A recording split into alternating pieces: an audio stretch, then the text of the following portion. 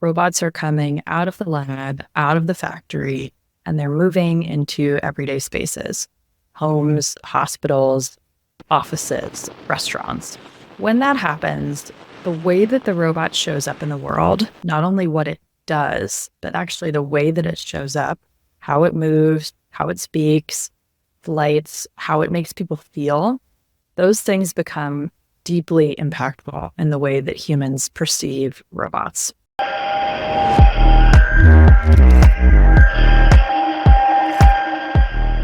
Welcome back to the Data Bites podcast, everyone. I am so excited for our guest today, Dr. Catie Cuan. She is an entrepreneur, engineer, artist in the nascent field of Choreo robotics. I'm sure we'll get into that a little bit further. She's also the founder and CEO of Zeni, a consumer AI company. She holds a PhD and Master's of Science in Robotics and AI from Stanford University. And she is also a postdoc leading the art and robotics efforts at the new Stanford Robotics Center. I don't know how she has time to do it all and come on the podcast today and talk to us, but we're really lucky to have her. Catie, welcome to the Data Bites podcast. Thank you so much, Sadie. Really happy to be here. So I want to start off first just talking about your research. So you got your PhD and your master's from Stanford in robotics and AI. But what is the core of the work that you're doing now, leading the art and robotics at Stanford? What does that look like on a day-to-day basis? And what are some of those projects you're working on? Essentially, we are undergoing one of the grandest shifts in our built environment ever, and that is robots. Robots are coming out of the lab, out of the factory, and they're moving into everyday spaces, homes, hospitals, offices, restaurants. When that happens, the way that the robot shows up in the world, not only what it does, but actually the way that it shows up, how it moves, how it speaks, flights, how it makes people feel, those things become deeply impactful in the way that humans perceive robots. And this field is broadly known as human-robot interaction. Something very similar happened when computers moved out of the lab and out of these military departments into people's laptops, when they became personalized computers. You started to see all of these other subdomains like psychology, linguistics, semiotics become relevant to the design of computers because you had to put computers in people's hands, which is how we wound up the field of human-computer interaction. My work sits on this interesting edge of human-robot interaction where it looks specifically at how robots move and draws upon principles and concepts from dance and choreography to make those movements legible, expressive, evocative, and desirable in a way that all different kinds of people would want to be around robots. And that intersection between dance and choreography and robotics and AI is what comprises Choreo robotics, and that's where my work. So the inspiration for choreography, do you have a background in dance or where, we could look at lots of ways that humans move, but to particularly narrow in on choreography, what was the inspiration there and how did that come to be? I grew up dancing. I've been dancing basically my whole life. My dad is Cuban, and so the way that he says it is, if you don't know how to dance, you're probably not Cuban. Because it's such an important part of our culture. So I always grew up taking dance. Started composing my own dances when I was really young and then performing them in front of people my freshman year of high school. So I would have been 13 or 14. And the thing that dancers and choreographers understand very well is how emotion and context completely transforms the same movement. They also understand how sequences of motion can help create narrative and how relational motion, whether it's two bodies that are human or a human and a robot, totally change the dynamic. And dancers and choreographers have studied that, I would argue, more deeply than essentially any other discipline. That really is the crux of the art form, the same way that you could say musicians are true experts in sound. And that's where choreographers have so much to share in the field of robotics. And similarly, I would argue that roboticists have a lot to contribute, bless you, to the field of dance. And when you look at human and robotic interactions, do you tend to find that individuals are wanting robotic interactions to be more human like? I think, even with just like AI within a computer, right? For knowledge workers, a lot of people are like, oh, you're anthropomorphizing how it's talking. And I feel like there's some backlash of like making it, and I'm using air quotes for our listeners, of more human like. But when we see robotics in our physical space, do you tend to find in the research that humans are more open to them if they're more like humans and more like human movements versus more of a machine type of movement? Roboticists understand that the more that a robot looks like a human, the higher the expectations people have for what the robot can do. Rodney Brooks has been widely quoted as saying this. I think Cynthia Brazil has said something similar. These are big titans in the robotics field, which means that as a robot designer, you can make a humanoid robot, but people are going to expect that robot to be able to do lots of stuff. They're going to expect it to be able to wipe tables or talk to you or express emotion on its face. And those are some high expectations, especially because today's robots are not hyper performant. The less humanoid a robot looks, the more abstract it is, and the more unclear it is how you should necessarily interact with it, which is why you see a lot of different robots that people stick those googly eyes on. So there's a robot that goes around grocery stores, primarily in the Northeast. I'm going to forget the name of it right now, but it's this tall, columnar robot. And essentially people were, what do I don't know how to anticipate what's the front, what's the back, which direction is it moving in. And so they stuck these googly eyes on it. And now I think it's created a little bit more clarity about where you should be looking or which direction the robot is going to be driving in. Granted, it doesn't always drive forward. I think in terms of what people want out of interactions, I think we've created a variety of things in our environment that we enjoy interacting with that are explicitly non-humanoid or non-human-like, that we still enjoy interacting and using because there's so much clarity about what it is. For example, a pencil. You pick it up, there's a directional aspect to it. When you see kids, they get shown how to use markers. Really, it doesn't take them that long to pick up the general concept. And so I don't think that people necessarily want human-like movement.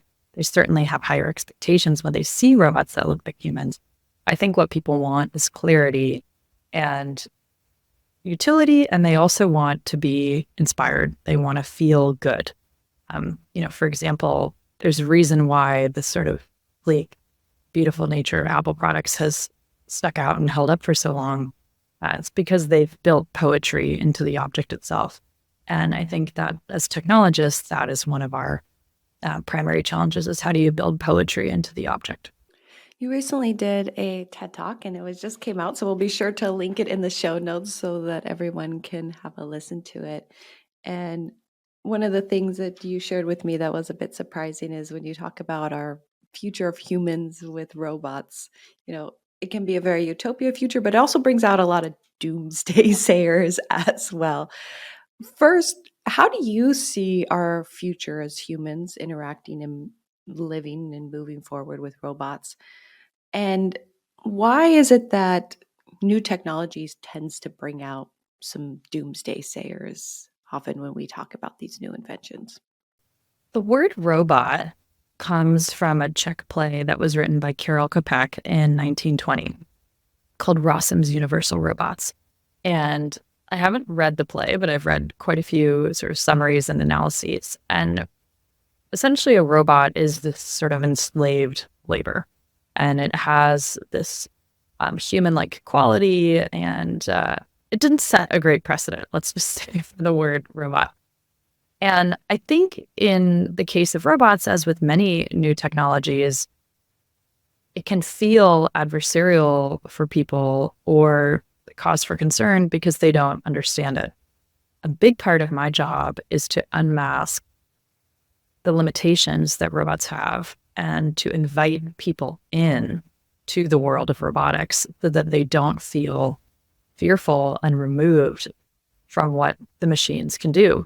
I think with any new technology, if people don't understand it, they become afraid.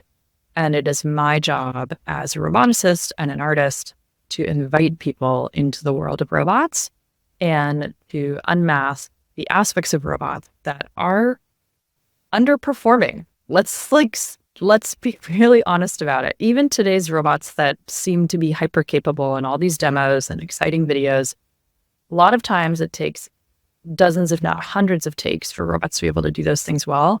And even with machine learning, you still might wind up with 70, 80% performance. That's correct. That 20 or 30% is really hard to land. I mean, hard. Hundreds of engineers, working on manipulation problems, or thousands of engineers working on manipulation problems for decades. And these are not all solved problems. So I think that we have a hyperbolic narrative about robots, partially because people don't fully understand their limitation.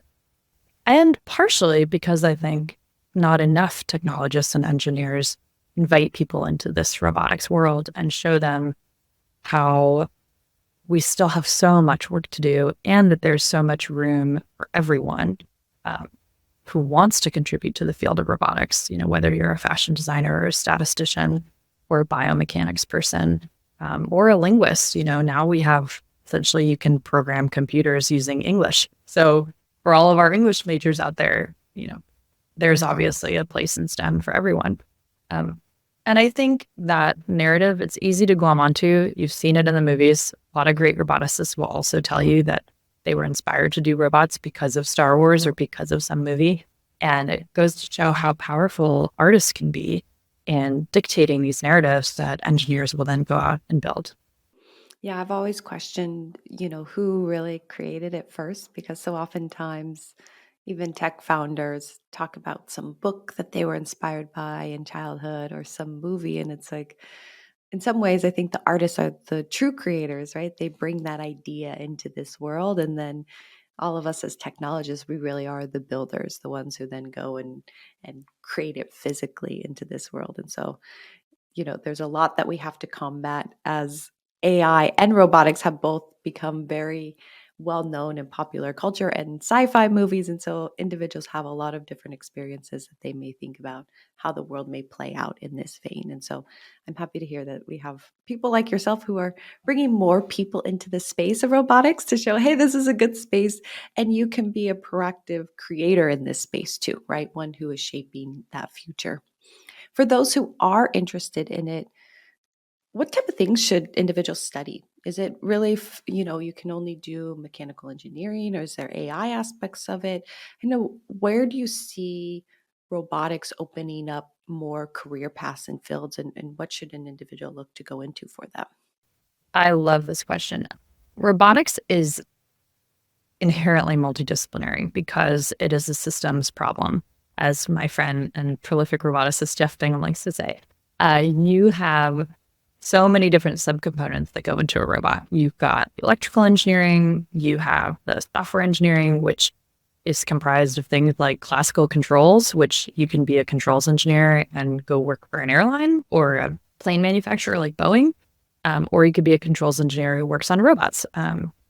You can also be a software engineer who does artificial intelligence and robotics. So for example, we kind of call this like a higher level type of robotics programming where you use languages like Python and you can concatenate all the different information that you're getting from these various sensors to infer things about the world. You can also be a mechanical engineer. So you can love motors and you can love being able to build cells and hardware and things like that for robots and concatenate all these different pieces of electrical engineering together and make sure you have a performant computer that will get all those things to talk to each other. We have people who wind up being roboticists that work on, exactly like I do, human-robot interactions. So at the end of the day, you wind up writing software because you're creating applications for the robots to be able to do things. But it's a very human relational task. I've worked in spaces where we were trying to deploy lots of robots at once. And so the people who were doing kind of operations and program management wound up being essential. So you could work in robotics, but be, non-technical in the sense that you could come up with plans for how do you deploy robots in different spaces? How do you keep them all charged? Who do you need to talk to make sure that the robots get fixed when they're broken? That's a whole other job, is you can be kind of an engineering generalist who fixes robots and is basically a robot veterinarian. So those are a bunch of different, and in terms of fields that you could study, I mean, I mentioned electrical engineering, mechanical engineering, computer science, even, communications or program management, kind of engineering efficiency. But really, at the end of the day, is study what you're super passionate about, and there will probably be a niche within robotics that works for you. Especially because the field is moving so fast. For many years, if you worked in AI, you would hardly ever work with a roboticist. And now there's such an overlap between the two. So if you find something that you're passionate about, chances are there's a way that it overlaps and intersects with robotics. Yes, I mean, you were able to find how choreography could intersect with robotics. I think is such an inspiration, like for people. If you think that there's some intersection with robotics, it probably is, and it's a frontier that we need to move down and explore. So I appreciate that. In addition to your work and research at Stanford, you also founded a company and are an entrepreneur. Tell us a little bit about what that inspiration was, where you're at in the process, and what the organization does. Thank you. Yes. So the name of the company is Zeni, Zenie. And right now our beta's in the app stores. So we'd love for anybody and everyone to download it and let us know what you think. And I founded Zeni because last year was amazing in one regard, which was that I finished my PhD. A couple of other big milestones came to pass. The PhD took 5 years, so that was pretty intense. And last year, I was going to work full time at Google X after I graduated, which is where I had been doing a portion of my PhD. And then they shut down the project I was working on at Google X, and everyone was let go, all 250 people. I also broke up with my fiance, who I had been with for 10 years. And I saw that relationship come to an end. And then I went through a fairly significant health crisis, which had never happened to me before. I've always been extremely healthy. And I had a coach at this time, sort of executive coach. I had a therapist. I have amazing relationship with my family and friends. They're all right near me in the Bay Area. But I was really struggling. I mean, that period was extremely challenging for me. And I was looking for something that was kind of available 24/7, that I could journal and track my day-to-day experiences, but that was fun. It didn't feel like homework. It was more engaging. I could do it for 5 minutes, before a big meeting or while I was waiting for the subway. And I looked around and I thought, well, AI and generative models are everywhere. And so clearly someone has taken a large language model and built something for exactly this use case, for exactly a person like me, who's a young woman that's trying to navigate so many of these ambiguities in early adulthood. And I didn't find anything. So I decided to build it. And the company has been around for a few months. We've got amazing investors. I went through an accelerator in the first quarter of this year. And we are using AI to help women live better lives, and got an amazing reception so far. And we're in the App Store. So we would love for any and all of your Data Bites listeners to try it out and give us your thoughts. And it's not only for women. We have an incredible set of users who identify with all different genders. I think it really grew from that personal experience for me. And so that's where we. That is an incredible story. One of just like pure resilience. I can't imagine having all of those things happen within 1 year, right? I mean, oh my goodness. No, like literally within 2 weeks, basically. Like actually maybe it was about a month, but like two of those things happened in two. It was crazy. It was a true like test of what you're made of. Yes. So, yeah, definitely excited about what you're building, just because I know it's come from a place of just real experience with it, right? To know like things happen, you can be on this feel like this amazing trajectory and finish your 5 year long PhD, and then all of a sudden, just out of nowhere, so many circumstances can really just derail us as individuals. And like, how do you lean in and have that support system? I think is so important. And again, how do we use technology to better assist with that? And so, we'll definitely add another link in the show notes for that product and We love any and all feedback, and most importantly, thank you for like your resilience and building this, because not only is it just hard enough to get out of that place, but then to create a solution that not only you can use but others can use, I think is a really powerful message. Thank you so much, Sadie. And we're learning all the time. I talk to users of Zeni constantly, and I hear about all different aspects of their lives and how we can continue, just as you said, to take technology in service of humans. And that's exactly the work that I've been doing as a roboticist, which is how do we make these nascent technologies more humanistic, whimsical, and widely accessible? How do we make them things that people actually want to be around? And that is a very similar question that I've been applying in my company, which is how do we take this breakthrough tool, which is incredible large language models that are now widely accessible, and put them in service in real problems for people who have real needs. And that's exactly, really, that is my mission in life, whether it's business or research or my artwork. And where do you hope to take Zini next? So right now it's an app in the App Store. It sounds like individuals can chat with it, communicate.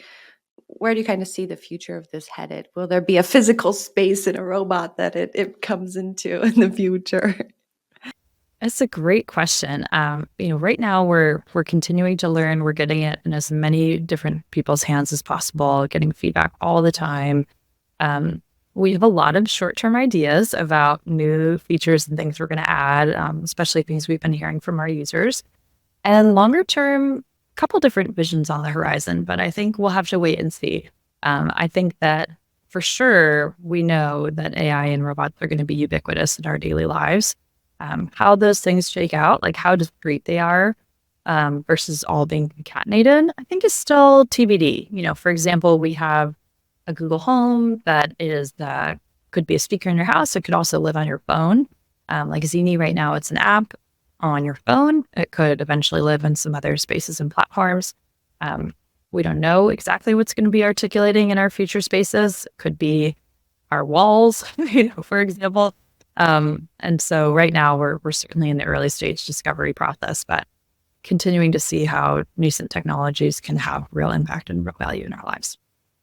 When you think about just the future overall of human, and I'll just broaden it, like technology interaction, right? Whether that be with robotics in a physical space or with AI in more of a digital space on our laptops or computers, what do you think are going to be some of the biggest challenges that we as humans will have to adapt to as this technology really integrates more into our daily lives? It's a beautiful question. I think one of the things I encourage everyone, whether you're a high school student who I've gotten to meet through a coding boot camp, or a highly senior professor, or an extremely successful entrepreneur or a fledgling entrepreneur, is to remember that you have extraordinary agency and autonomy. The world is moved, changed, and built by small groups of highly motivated individuals. And you can trace that all throughout history, whether it's the moon landing or the mapping of the human genome or the creation of antibiotics or the modern large language model breakthroughs, which was a very small team at Google who built the transformer that was the architecture that powered large language models. Small groups of highly motivated teams, I would also argue creative, highly motivated teams, have been tremendously impactful in the world that we live in, whether or not they recognize the work that they're doing in the moment as having that type of impact down the line. And I encourage people to conceptualize, like, what is your vision for the future? It's not a foregone conclusion that we're going to be living in these adversarial ways with our tools. It, in fact, could be a foregone conclusion that we wind up being healthier, living longer, that we have more parity and economic parity among many different groups across many different countries, that we are able to meet and overcome many of our challenges around climate change, that we continued to do space exploration and broaden the reaches of where humans can live and tell. Like, we can do all those things. We literally can. That we can have jobs that we enjoy doing, and not only enjoy doing, but give us the livelihood to be able to buy a house and live within a viable set of means. Like, these are all possible futures. We need to make choices in the short term to get there. And the choice I am making is about building tools, building robots, building experiences with AI, building artwork that open the door to people to see a world in which we could be harmonious with our tools as opposed to adversarial and afraid of them. And that, I think, is truly my role to play. And so I imagine living in a future world where many of today's kind of grand ailments, it's not utopia, right? It's not a foregone utopia that every single thing is perfect. Like, we're humans, we have flaws. But if you look at the long arc of human history, the better angels of our nature are emerging. We are becoming more peaceful. We are becoming wealthier. We are living longer. And to see many of those trends continue in the long arc of human history, again, not we have blips in different directions, but in the long arc of human history, that is certainly about people who are building for rather than building against. And I think, for me especially too, one of the things that has gotten lost, I think, in all of these kind of AI and robot future world with technology narratives is one of the things that all humans love to do is play and have fun. Humans love to, it's not only about entertainment. It's about when you see kids in a park with a ball, they will hang out for a long time and have fun and play with each other. I think we kind of too often fall into this bucket of let's be hyper efficient.